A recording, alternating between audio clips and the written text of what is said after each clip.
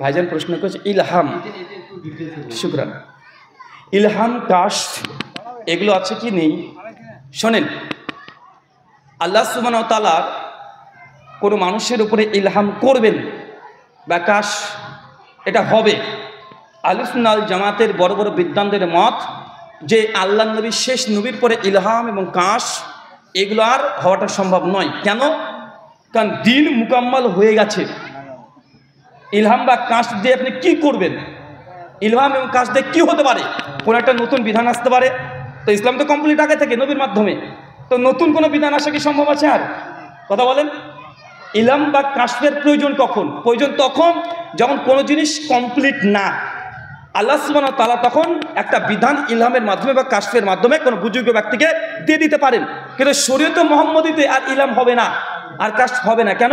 কারণ আল্লাহ সূরা মাইদা ৩ নম্বর আয়াতে আল ইয়াউমা আকমালতু লাকুম দীনাকুম, আমি দিন ইসলামকে নবী মুহাম্মদ সাল্লাল্লাহু আলাইহি ওয়াসাল্লামের মাধ্যমে পূর্ণ করে দিয়েছি।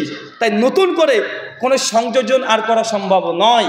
আর ইলহাম যদি কার উপরে হয় বা কাশফ যদি হয়, এটাও তো এক ধরনের দলিল হয়ে যায়। দলিল হয় না?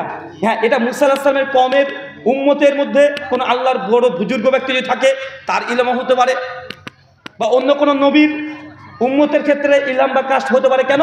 তাদের শরীয়ত ছিল ইনকমপ্লিট। কি ছিল? ইনকমপ্লিট। আর মুহাম্মদী শরীয়ত কি কমপ্লিট না ইনকমপ্লিট? এটা কমপ্লিট। তাই এখানে আর কমপ্লিট শরীয়তে নতুন কিছু ইলহাম করে যোগ করা সম্ভব নয়। তবে হ্যাঁ, এমন কিছু ইলহাম হতে পারে যেটা আগে থেকে হাদিস দ্বারা প্রমাণিত আছে। যেন আপনার পরে ইলহাম হঠাৎ করে আসলো, কে হঠাৎ করে মনে হচ্ছে যে 5 ওয়াক্ত নামাজ পড়া উচিত। আপনি একটা স্বপ্ন দেখলেন যে 5 ওয়াক্ত নামাজ পড়া উচিত, তো এটা তো হাদিসে আছে রে ভাই।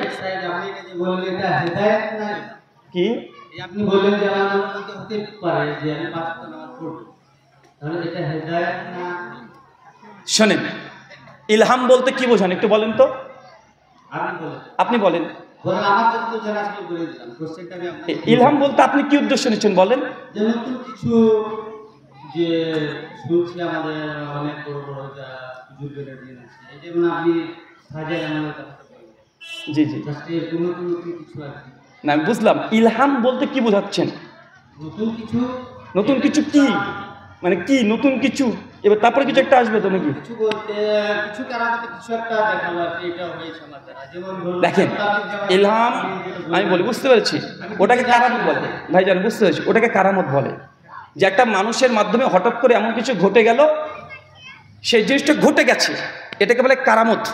আর ইলহাম হচ্ছে এক ধরনের জ্ঞান, এক ধরনের জ্ঞান। ইলহাম যেটা বলার উদ্দেশ্য, এক ধরনের জ্ঞান যেটা হঠাৎ ধরেন আপনি বসে আছেন, এমন কিছু একটা জ্ঞান আপনার পরে আসলো, যে জ্ঞান দ্বারা আপনি উপকৃত হলেন, এমন কিছু উপকৃত হলেন।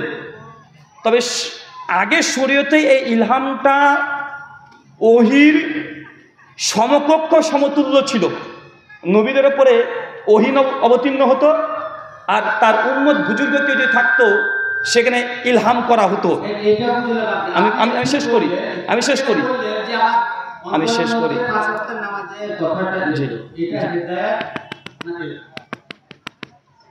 যখন আপনার মধ্যে দেখাচ্ছে, আমি বুঝে নিয়েছি, স্বপ্নের মাধ্যমে যখন কেউ এসে আপনাকে 5 ওয়াক্ত নামাজের কথা বলছে, যে পর পর পর পর একটা ভালো কাজ বলছে, এটা হিদায়াত না। এটা আপনি ইলহামের ক্যাটাগরিতে দিতে পারেন। হিদায়াত তখন একজন মানুষের কথা ডাইরেক্ট শুনছেন। কি শুনছেন? ডাইরেক্ট শুনছেন। আপনাকে বুঝালাম আজকে, শোনেন আমি শেষ করি। আচ্ছা, ইলহামের ব্যাখ্যাটা আপনি বলেন, আর হেদায়েত কাকে বলে আগে বলেন। আরে ভাই, আপনি একটা প্রশ্ন করেছেন, সেটা বলবেন তো।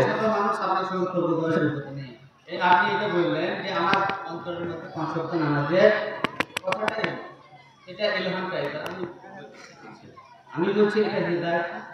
এটা কি? এটা হেদায়েত না ভাই? প্রত্যেক ইলহাম হেদায়েত হতে হবে, এটা বাধ্যতামূলক না। তা আপনি, আমি তো মিশাচ্ছেন তো আপনি। আমি হেদায়েতের কথা আমি নিয়ে এসেছি না আপনি নিয়ে এসেছেন? হেদায়েতের কথা আমি নিয়ে আসলাম না আপনি নিয়ে আসলেন? তো আমি মিশাচ্ছি কথা, আপনি তো মিশিয়ে ফেলছেন। আমি যখন বললাম দেখাচ্ছে, হঠাৎ করে আপনি স্বপ্নের মধ্যে দেখছেন কেউ এসে আপনাকে বলছে যে 5 ওয়াক্ত নামাজ পড়া উচিত, 5 ওয়াক্ত নামাজ পড়া উচিত, আপনাকে তাগিদ দিচ্ছে, স্বপ্নে দেখছেন, বারবার দেখছেন। তো হতে পারে এটা ইলহামের একটা কোয়ালিটি, কিন্তু আপনি এটাকে বললেন না এটা ইলহাম না, এটা হেদায়েত। তো হেদায়েতটা আপনি লাগাচ্ছেন, তো হেদায়েতের সঙ্গে কি আপনাকে বলতে হবে? দাবি কি আমি করলাম? তো দাবি তো আপনি করেছেন। কথা বুঝতে পারলেন ভাই? আমি বলি, এবার হেদায়েত হচ্ছে কোনো এটা ব্যাপক অর্থ হতে পারে। যে জ্ঞান দ্বারা আপনি উপকৃত হচ্ছেন, যেটাকে আমরা বাংলাতে অনুবাদ করতে হচ্ছে সুমতি বা সৎ উপদেশ আপনি পেয়েছেন, এটাকে গ্রহণ করছেন। আর ইলহাম এটাও এক ধরনের জ্ঞান। ইলহাম কি? এটা জ্ঞান। আগে এটা বুঝেন, ইলহাম এটা এক ধরনের জ্ঞান। আর হেদায়েত হচ্ছে জ্ঞানের মাধ্যমে পেয়ে একজন উপকৃত হচ্ছে, এটা হচ্ছে হেদায়েত। ঠিক আছে, বুঝে নিয়েছি, আপনাকে আর বলতে হবে না, যথেষ্ট হয়ে গেছে।